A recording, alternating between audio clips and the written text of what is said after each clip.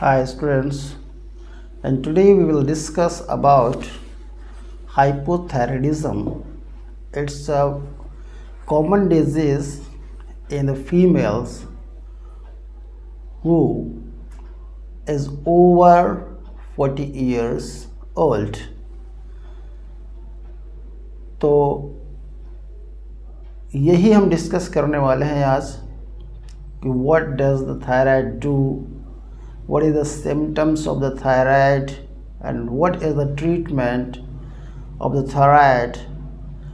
ठीक है, तो ये सब हम डिस्कस करेंगे. But before starting this video, please if you like this video, if you are getting some knowledge, so please subscribe my channel Zubair pharmacy वाला. ओके, तो चलिए हम स्टार्ट कर देते हैं कि थायराइड एक बटरफ्लाई शेप का एक ऑर्गन होता है बॉडी का, जो हमारे यहाँ नेक से चिपका हुआ होता है और वो बिल्कुल इस तरीके से हग किया जाता है. इस तरीके से वो हमारे ट्रैकिया से चिपका होता है. ये फिजिकल एग्जामिनेशन में डॉक्टर पहचान लेते हैं कि थायराइड में कुछ प्रॉब्लम है. ठीक है, तो फिजिकल एग्जामिनेशन यानी टच करके देखा जा सकता है. अगर उससे कंफर्म करने के लिए ब्लड की जांच कराई जाती है, एक्सरे भी हो सकता है, इमेजिनेशन हो सकते हैं. ठीक है, लेकिन थायराइड का सिर्फ काम ये होता है कि थायराइड हमारा जो हार्मोन्स रिलीज़ करता है T3 एंड T4, तो वो हमारे एनर्जी को कंट्रोल करता है, हमारे मेटाबॉलिज्म को कंट्रोल में रखता है, जो हमारे फंक्शंस जो है रेगुलेट रहते हैं. अगर उसमें कम या ज़्यादा दोनों खतरे की घंटी हैं. अगर थायराइड ज़्यादा हार्मोन्स रिलीज़ करने लगे तो भी प्रॉब्लम होती है. अगर थायराइड कम हार्मोन्स रिलीज़ करता है तो भी प्रॉब्लम होती है. प्रॉब्लम दोनों में है और ज़्यादातर ये महिलाओं का केस होता है, महिलाओं में ज़्यादातर पाया जाता है. तो ये हम आपको बता दें कि T4 एंड T3, ये तो अब T4 थायराइड जो है 80% रिलीज़ करता है, T3 20% रिलीज़ करता है. लेकिन हमारे जो ब्लड स्ट्रीम में जाके मिलता है जो हार्मोन्स, वो T3 के रूप में मिलता है. तो T4 को T3 जो है अपने जैसा बना लेता है, यानी कि 3 आयोडाइड एटम्स में बनाता है और तब जाकर के वो ब्लड स्ट्रीम में जाता है और वहाँ से इसके फंक्शन शुरू होते हैं. तो यही काम है थायराइड का. अब हम समझ लेते कि थायराइड किन को हो सकता है, यानी किस किस लोगों को या कैसे हो सकता है. ठीक है, तो ये हम जानते हैं कि this disease can affect any ones, men, women, infant, teenagers and elderlies. ये किसी को भी हो सकता है. It can be present at birth, तो अगर बर्थ से ही प्रेजेंट है, and it can develop as you age young और आफ्टर मेनोपॉज इन वीमेन. यानी कि ये बचपन से लेकर के बुढ़ापे तक का ये बीमारी होता है. किसी को भी हो सकता है, लेकिन ज़्यादातर महिलाओं में पाया गया है. अब उसके बाद से इसमें मेनोपॉज के दौरान, यानी कि जब महिलाओं के पीरियड्स आने बंद हो जाते हैं, तो उस सिचुएशन में भी ये डेवलप ज़्यादा करता है.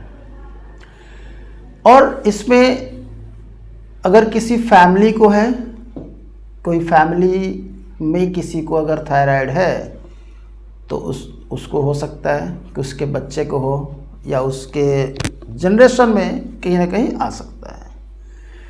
ठीक है,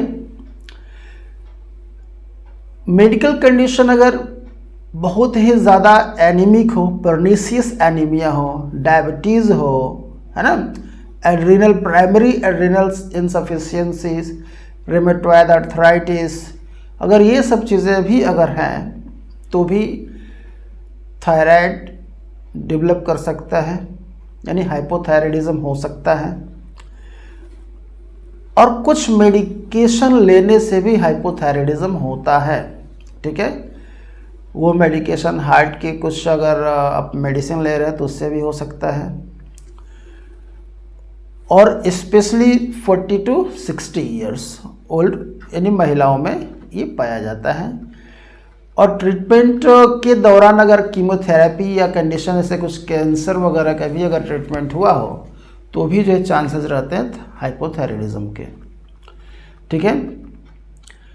अब थायराइडाइटिस यानी कि इन्फ्लेमेशन हो सकता है थायराइड ग्लैंड में। हैशिमोटो थायराइडाइटिस यानी कि ऑटोइम्यून डिजीज़ है, यानी कुछ नहीं है तो एनवायरमेंटल फैक्टर यानी कहीं से वायरस या ऑटोइम्यून डिजीज़ का मतलब ये हो गया कि आपके ही इम्यूनिटीज़ जो प्रोटेक्ट कर रहा था रोगों से लड़ने के लिए, वही इम्यून सिस्टम थायराइड को डैमेज करने लगता है। और ये हाइपोथायराइडिज्म में सबसे ये ज़्यादा खतरनाक होता है जो हैशिमोटो थायराइडाइटिस होता है। उसके बाद कुछ टेम्परेरी भी हो सकता है, टेम्परेरी कंडीशन जैसे पोस्टपार्टम थायराइडाइटिस। इसमें 5 to 9% वीमेन को जब चाइल्ड बर्थ होता है, बच्चे को जन्म देती हैं, तो उस दौरान भी हाइपोथायराइडिज्म के शिकार हो जाती हैं। आयोडीन डिफिशियंसी से भी हो सकता है, हालांकि ये बहुत अब कॉमन नहीं रहा।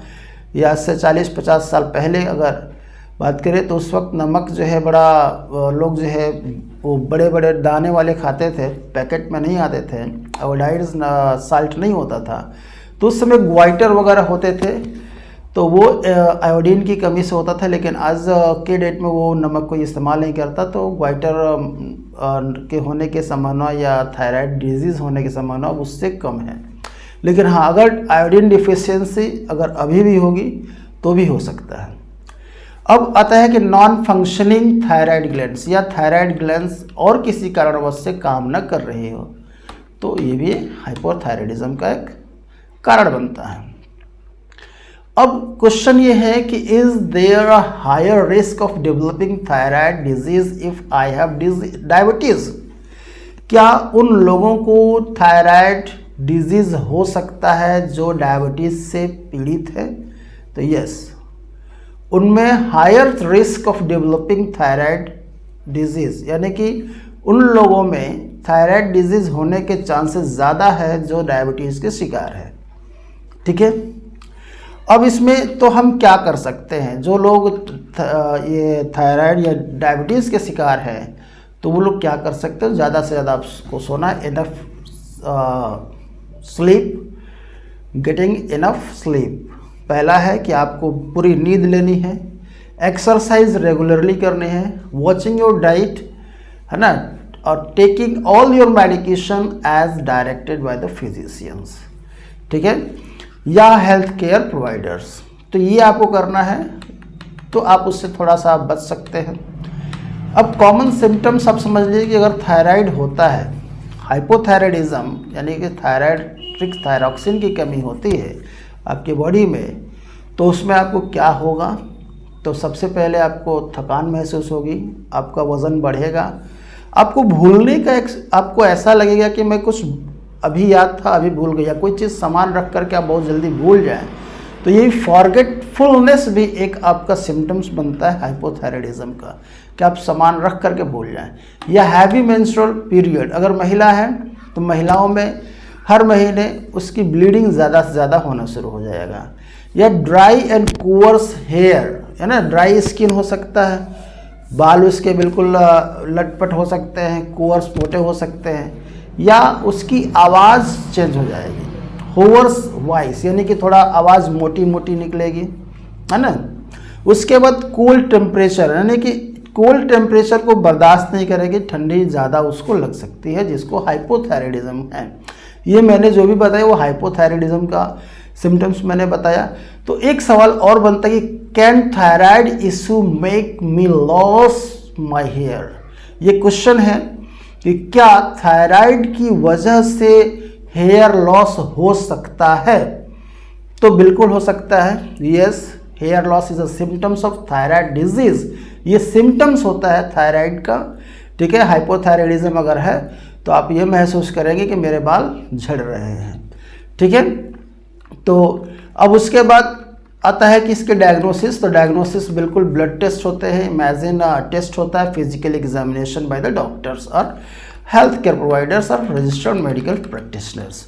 ठीक है। अब उसके बाद इसमें कुछ दवा होती है जो एंटी थायरॉक्सिन या उसको चला जो थायराइड हार्मोन्स को रेगुलेट करें, तो आपको दवा खानी पड़ती है। तो दवा कोई भी any medicine you can not take until you get advice by the physicians or registered medical practitioners, okay. तो दवा बिल्कुल आप अपने से ना लें, कोई भी दवा, because no one a single medicine in the allopathy which have a allergic conditions। ऐसा आपको बता दें कि एलोपैथ में कोई ऐसी दवा नहीं है जिसके साइड एंड सिम्टम्स ना हो या एडवर्स इफेक्ट ना हो। तो बिल्कुल आप बिना किसी प्रैक्टिशनर्स के या फार्मासिस्ट के सलाह के बिना कोई भी दवा आपको नहीं खानी चाहिए। तो thank you so much. I hope कि आपको ये क्लियर हो गया होगा कि थायराइड क्या है और ये किस तरीके से हमारे बॉडी में काम करता है, इसके साइलेंट सिम्टम्स क्या है और इसके ट्रीटमेंट्स आपको अपने नज़दीकी डॉक्टर से संपर्क करना चाहिए, ठीक है। और once again I will repeat you that if you get some knowledge of this video, please go to my channel and subscribe this channel, Jubair Pharmacy Wala. Thank you so much.